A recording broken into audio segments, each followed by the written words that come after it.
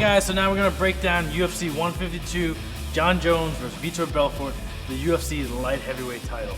So, Jon started the fight in his usual fashion, down low, doing his thing, playing his game.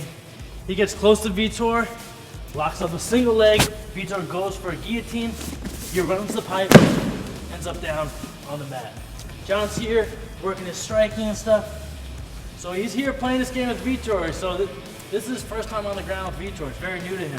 So he's here, he's fighting this hand like this. Jon likes to take a very wide base.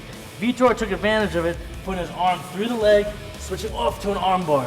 Immediately the whole world was like, Jon Jones is in trouble for the first time. He's gonna get out of it. But Vitor switches to full guillotine, full armbar, extending, putting Jon in a lot of pain. Jon immediately realizes he's in trouble. He's got to do something to change this. So Jon pulls a Rampage Jackson, opens his legs up, picks up his opponent, tries to slam his way out of it. What Vitor Belfort does is he keeps his hips extended and locks this. Jon's arm's about to break. Jon's here. Jon tries to get out. Jon takes his other arm, pushes it inside, breaks the armbar, gets back to safety. So once Jon is here, Jon's like, I gotta change the fight. Jon gets back to his position, arms around the head. From here, Jon loves to drop elbows. Boom, drops an elbow, cuts Vitor's face wide open. There's two places Jon likes to throw the elbows from.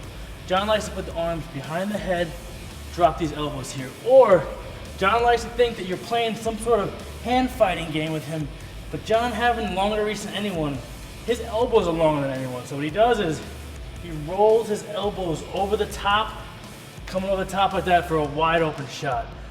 See, that's what makes Jon so successful. He knows that he's tall and long, that he could use his advantages and exploit them against shorter opponents. Round two, Jon comes out, realizes that he needs to break down Vitor. Vitor's a guy, great striker. Jon realized that he has to come out and do a lot of these knee strikes. What makes him really effective is Jon keeps eyesight with his opponent. What he's not doing, he's not looking at the knee and going, I'm gonna kick you in the knee. He keeps eyesight, boom, extends it through, boom. It was really working with Jon, so Jon just kept doing it over and over and over.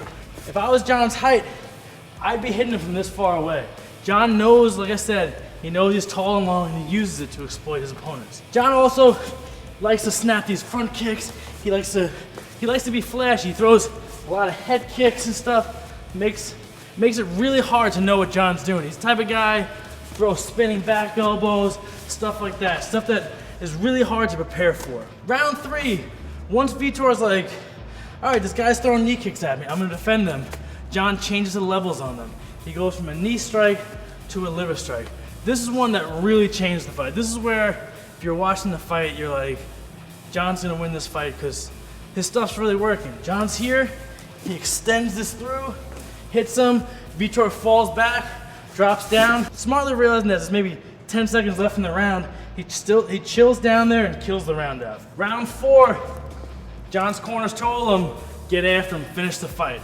Jon comes out, takes down Vitor, ends up in side control. Jon from here throws a couple strikes, gets out to side control, and immediately grabs this hand and traps it with his shin. From here, Jon switches off to something called an Americana. What he does is he takes his close hand, grabs his wrist, and grabs his own wrist. Jon's fighting a former top-level jiu-jitsu guy and is able to submit him with one of the first moves you learn in jiu-jitsu because Jon's isolating this arm away, focusing on this one with two arms. When you're Jon's size, when you're someone like Vitor coming up another weight class, it's really hard to stop stuff like this. It's really hard to get out of these basic moves.